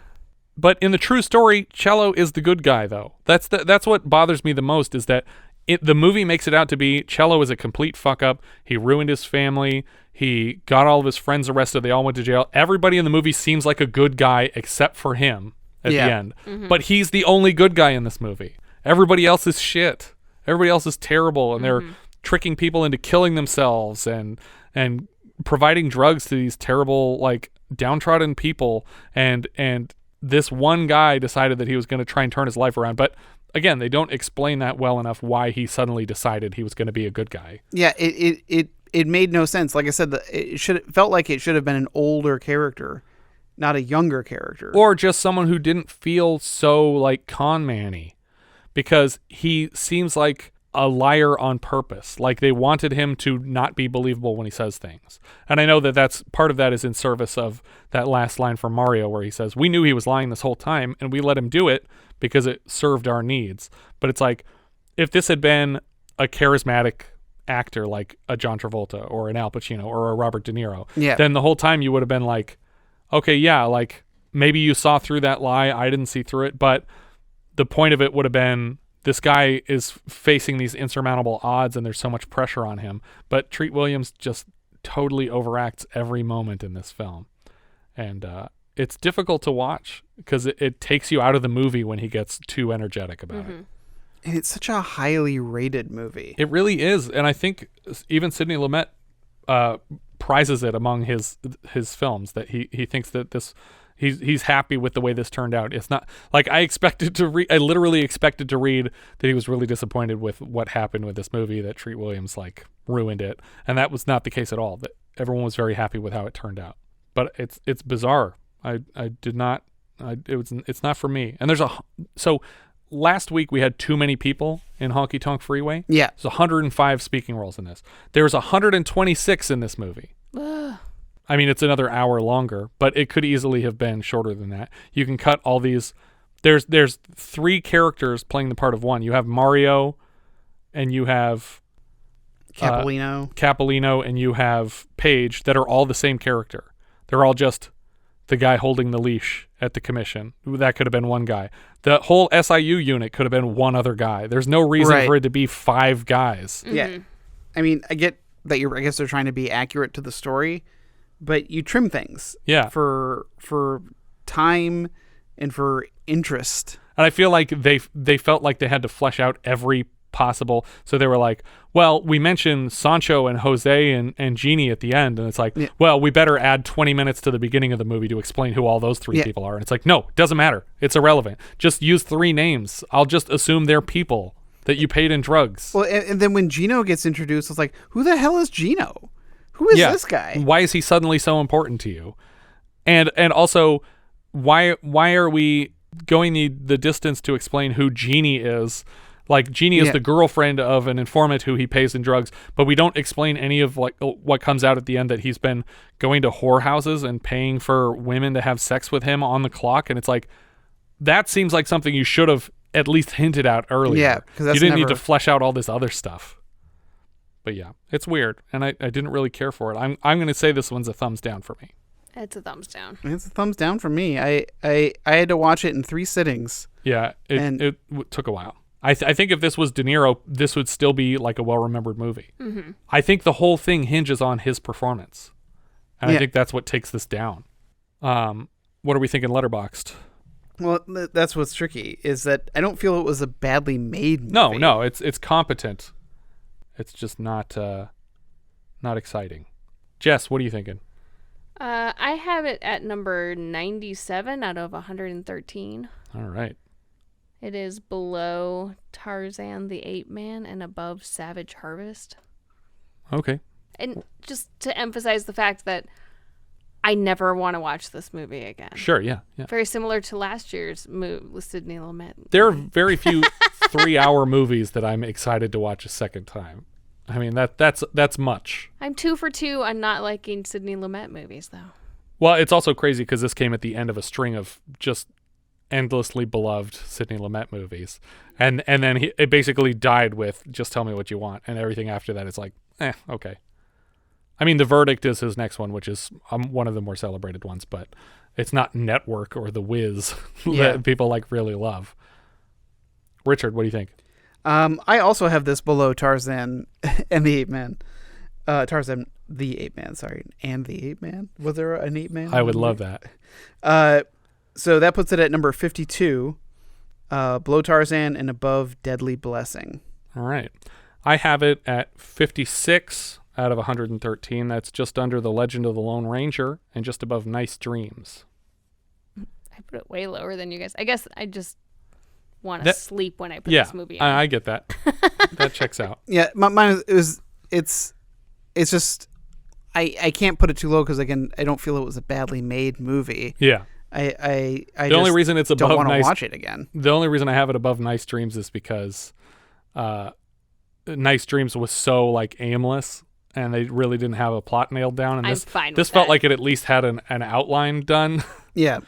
I think we mentioned in our Nice Dreams review that it was like a 3-page script or something like that. That's perfect. That's just the sweet spot. That's just perfect. I'd rather watch that. Our writer-director here was Sidney Lumet. He directed 12 Angry Men, Serpico, Dog Day Afternoon, Network, Equus, The Wiz. After this, he does Death Trap and the Gloria remake. Ugh. And we've already seen his work on Just Tell Me What You Want. Writer J. Presson Allen wrote the screenplay. She also wrote Marnie, Cabaret, Just Tell Me What You Want last season, Death Trap, Lord of the Flies, and uncredited work on The Verdict and Never Cry Wolf. Novelist here was Robert Daley, who wrote the novel adapted into Michael Cimino's Year of the Dragon in 1985. The music here was from Paul Chihara. His first composer credit was for Death Race 2000. He later composes Bad News Bears Go to Japan, the 1978 Doctor Strange TV movie, and The Survivors. The cinematographer was Andrzej Bartkowiak. This was one of his first DP credits. He later lights Death Trap, The Verdict, Pritzi's Honor, Twins, Falling Down, Speed, Species, Jade, and Lethal Weapon 4. Some gold in them there hills. He also has a few directing credits, including Romeo Must Die, Doom with Dwayne The Rock Johnson, and Street Fighter The Legend of Chun-Li. Yes. This guy walks through the raindrops. Nash out. Editor Jack Fitzstevens edited Just Tell Me What You Want last season, and he's back next year for Death Trap from Lumet. Treat Williams was Detective Daniel Ciello. Before this, Williams had small roles in Marathon Man, The Eagle Has Landed, Hair, 1941, and The Empire Strikes Back, but we couldn't find him in there. Yeah. Last season, he appeared in a film called Why Would I Lie, which, until recently, I found impossible to locate, but listener Jason caught it on TCM one night and taped it for me. So a mini-sode of that is coming later this season. We'll also see Treat later this season as Meade in The Pursuit of D.B. Cooper. Honestly, I always think of the Substitute TV movie sequels first. Yeah. Which, for some reason, we had all of at our Blockbuster. I always go to his role as Drax in Phantoms. Oh, okay. Sorry, The Phantom. Yeah, don't mix those up. Yeah. Affleck was the bomb in Phantoms, though. Yeah. Billy Zane was the bomb in The Phantom. Yeah. Treat Williams took over for Berenger in the Substitute series, so that makes him the substitute. I like to make that joke whenever Treat Williams comes up. Jerry Orbach was Detective Gus Levy. He played Lenny Briscoe in thousands of Law & Orders, probably. He's Jake Houseman in Dirty Dancing. He's Lumiere in the 91 Beauty and the Beast. We have to specify a year now. No. Isn't that great? We saw him earlier this season as Herbert Penlittle in Underground Aces. Richard Foronjy played Detective Joe Marinaro. He's Pletchner in Repo Man. He's Corsaro in Serpico. He's Tony Darvo in Midnight Run and a Con Ed supervisor in Ghostbusters 2. I think that's one of the guys that's out there in the middle of the street where he's like, where do you think all this is coming from? The sky? He's pretty great in Midnight Run because it's one of the he's referred to as one of the Moron number 1 and Moron number 2 from Dennis Farina. Oh, okay. Foronjy will be back this season as an ambulance driver in True Confessions. Don Billett played Detective Bill Mayo. He was Philip in Ordinary People last season, and before that he was a detective in Lumet's Serpico. Kenny Marino was Dom Bando, not to be confused with Ken Marino. Yeah, I got super excited when I was like, oh, he must be really young in He's this. He's a baby in this movie. In the morning when I rise, bring it to... This was Kenny Marino's first film, and he's back later for Exterminator 2 and Death Wish 3. Carmine Caridi played Detective Gino Mascone. Weirdly, he plays Carmine Rosati in Godfather 2 and Albert Volpe in Godfather 3. He plays 2 different characters in the Godfather franchise. Tony Paige played Detective Raph Alvarez. He was George in minisode Hoodlums earlier this season. He kind of reminds me of a young Dennis Farina, too. He's like got a Dennis Farina-shaped head, but it's like dark black hair instead of all salt and pepper. He was in Joel Reed's Bloodbath, not to be confused with Mario Bava's Bloodbath, a.k.a. A Bay of Blood. We'll see him next in Q the Winged Serpent next season. Oh, next season? I wanted to see that movie for so long. 1982. Is that Larry Cohen directed? It's somebody weird. Yeah, I can't remember offhand. Norman Parker was the assistant U.S. attorney Rick Cappalino. I kept thinking he was a young Michael Gross. Right. And so did somebody else, apparently, because he made recurring appearances on Family Ties as Robert Keaton, brother of Michael Gross's Stephen Keaton. He comes back as detectives in Bonfire of the Vanities and The Clairvoyant. Paul Roebling played assistant U.S. attorney Brooks Paige. He was Iceland in Blue Thunder, or Iceland, or I don't know how to pronounce this. Icelan? Icelan, all one word. Bob Balaban played Santimassino. We had him earlier in our Patreon review of Catch-22, and then as a lab assistant in Altered States. We'll see him later this season in Absence of Malice and Whose Life Is It Anyway? He was Dr. Chandra in 2010, creator of the HAL 9000. His first feature film role was Midnight Cowboy, and his uncle Barney Balaban was the president of Paramount from 1936 to 1964. James Tolkan played Assistant U.S. Attorney George Polito. He was cast in Zemeckis' Back to the Future as High School Principal Strickland on the strength of his performance in this film. He's also Wiggin in War Games, Detective Lubick in Masters of the Universe. He actually reunited with Michael J. Fox for a Tales from the Crypt episode, Season 3, Episode 3, The Trap, that Fox directed in 1991. When I was in high school, we watched some kind of, video about, I can't even remember. It was supposed to be about documentary about prisoners. Yeah. And I was like, oh, okay, this is interesting. But then there pops in James Tolkan playing one of the prisoners. I was like, this isn't a documentary. This isn't a doc. This is freaking fake. Was he in jail for a while, maybe? I don't think so, because I seem to recall him not having displayed his real name there.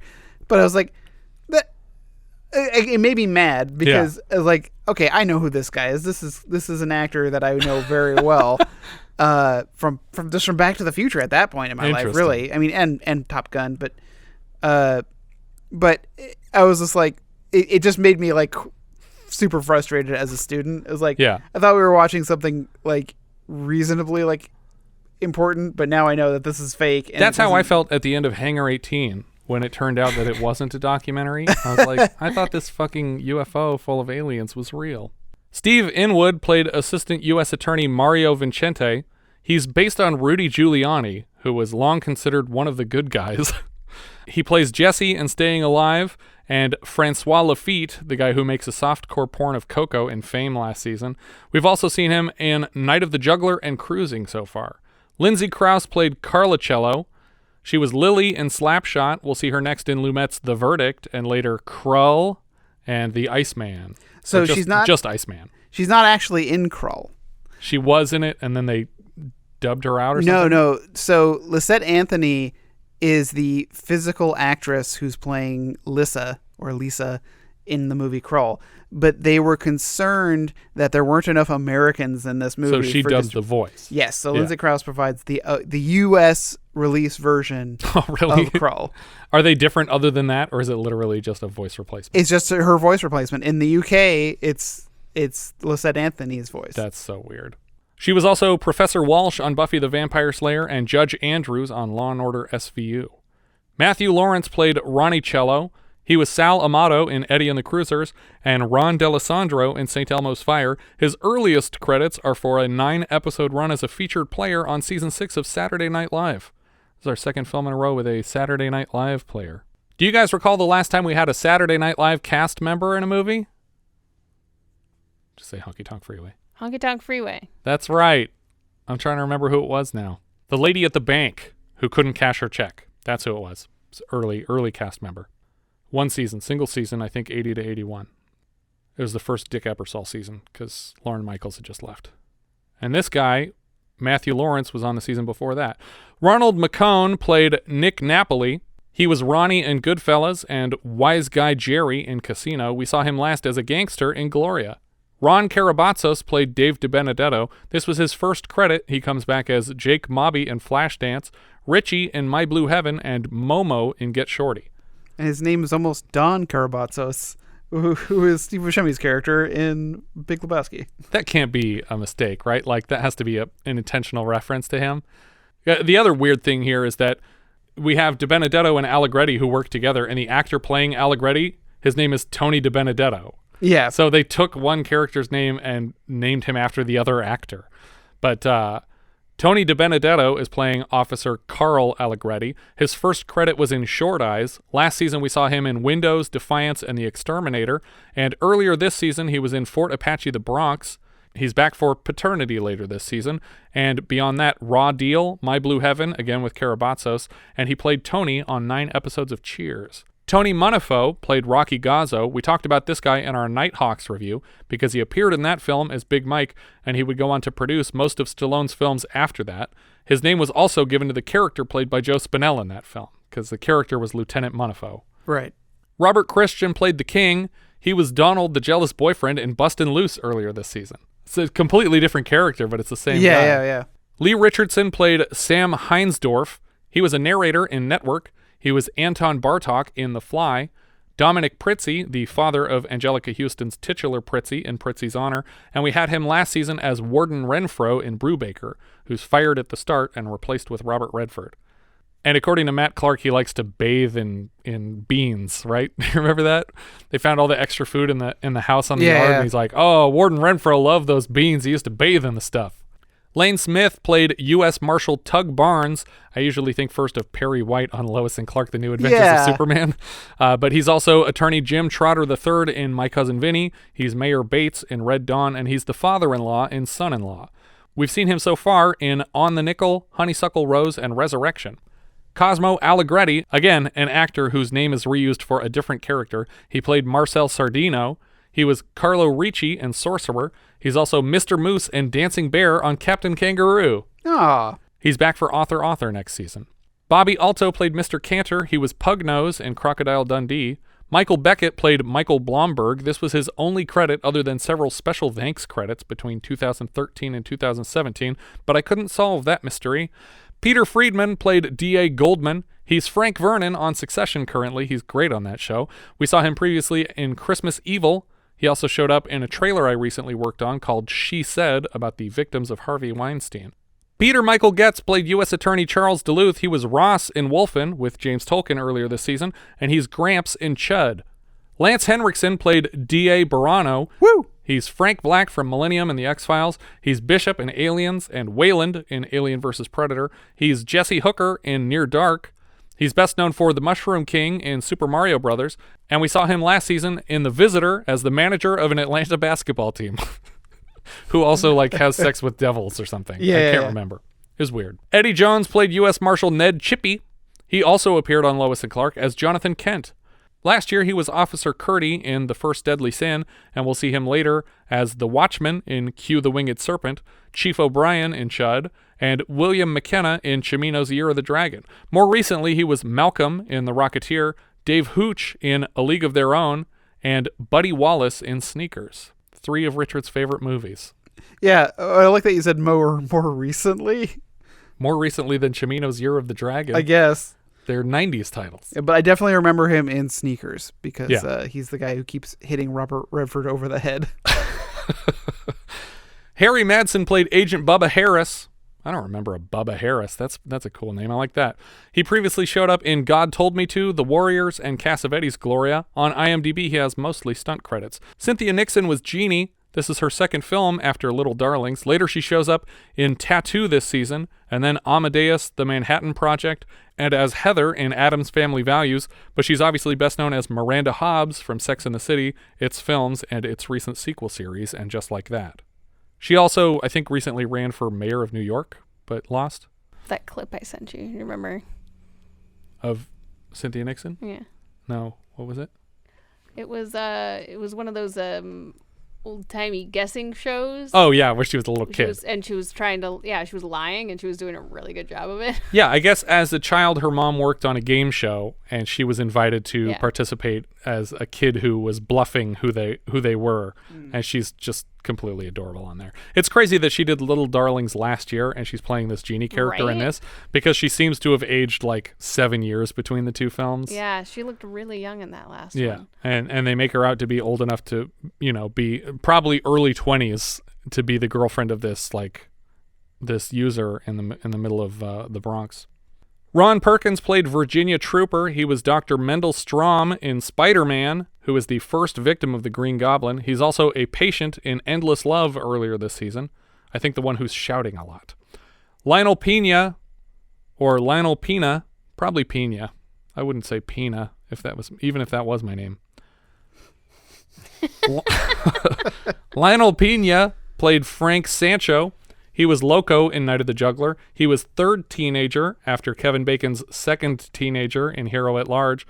Jose Angel Santana played Jose. He's credited as Ripper in Nighthawks earlier this season. Walter Brooke played Judge, uncredited. He was Mr. McGuire in The Graduate and Captain Theodore Wilkinson in Tora Tora Tora. Peter Costanza played Juror, uncredited. Not many credits I knew, but I'm very jealous of Man-Fleeing Marshmallow Man from Ghostbusters. Alan King played himself, uncredited. He played the lead in last year's Lumet Allen film Just Tell Me What You Want. He was a comedian and Friars Club roaster, and he shows up later in Author, Cat's Eye, Casino, and Rush Hour 2. Bruce Willis was an extra. Supposedly, Bruce Willis shows up as an extra in the background, and he'll come back next season for another background role as court observer in Lumet's The Verdict. You know who Bruce Willis is, so I'm not going to waste your time on his credits. But I keep trying to picture him because of when he had more hair. Well, we last saw him in The First Deadly Sin. Right. Where he was crossing paths with Sinatra, and they would famously share the role of the detective / John McClane. Because Die Hard is a sequel, and people forget that. I think that's everything for Prince of the City. If you have any thoughts you'd like to share, we are Vintage Video Pod on Twitter, Facebook, Instagram, YouTube, and Letterboxd, where, as I've said before, you can find each of our full movie rankings for the year. We can also be found at vintagevideopodcast.com. We also have a Discord now. You can join the 24/7 movie chat and share your thoughts on episodes past, present, and future at vintagevideopodcast.com/Discord. And if you're listening on YouTube, don't forget to subscribe. What's that sound? We got one! That's right, it's a new patron, Damian Thorne. As a $5 patron of the show, Damian now has access to 31 full-size 70s reviews and 36 minisodes from 1980, and a hand in choosing next month's film. For September of 1972, $5 patrons are choosing between the following 5 titles. Bluebeard, Edward Dmytrik's crime drama based on the old French folktale of a nobleman whose newest wife is invited to enter any room of his castle except one. It stars Richard Burton, Raquel Welch, Joey Heatherton, and Sybil Danning. Fists of Fury, a Hong Kong martial arts film about a student avenging the death of his teacher, produced by Raymond Chow and starring Bruce Lee. Sounder, Martin Ritt's coming-of-age drama based on William H. Armstrong's novel of the same name about the struggle of a young black sharecropper in the Depression-era South. It stars Cicely Tyson, Paul Winfield, and Kevin Hooks. Love in the Afternoon, the 6th and final installment of Eric Romaire's Six Moral Tales series, recently remade as Chris Rock's I Think I Love My Wife. Romaire's film stars Juju and Bernard and Francois Verly. And Don't Torture a Duckling, Lucio Fulci's giallo murder mystery about a string of child killings in a superstitious town and 2 people determined to solve them. It stars Florinda Bolkin, Barbara Boucher, Tomas Milian, and Irene Pappas, each of which will be celebrating their 50th anniversaries this September. Thank you so much for listening, and I hope you'll join us next time when we'll be discussing Body Heat, which IMDb describes like so. In the midst of a searing Florida heat wave, a woman persuades her lover, a small-town lawyer, to murder her rich husband. We leave you now with a trailer for Body Heat.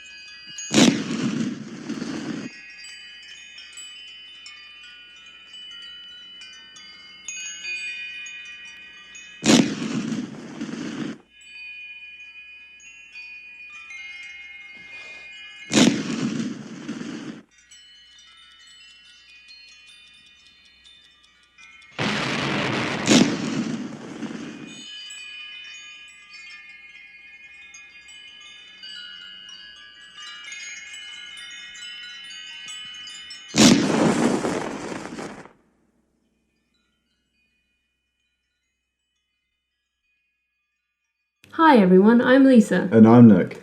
And we host a podcast called It Takes Two, where we take 2 movies with the same plot or premise and watch and review them. Usually they'll be twin films that were released within a year of each other, but sometimes we'll find some more unusual pairings that you might not think are the same film, but we will argue that they are. Every episode contains massive spoilers. You can find us on any podcatcher or on our website at ittakes2.co.nz. So come along and check out our podcast if you like rambling and IMDb trivia. or if you like hearing our weird accents and our weird voices. That no auto-translate can figure out what we're saying. Yeah, hopefully you can. And we hope that you listen to us soon.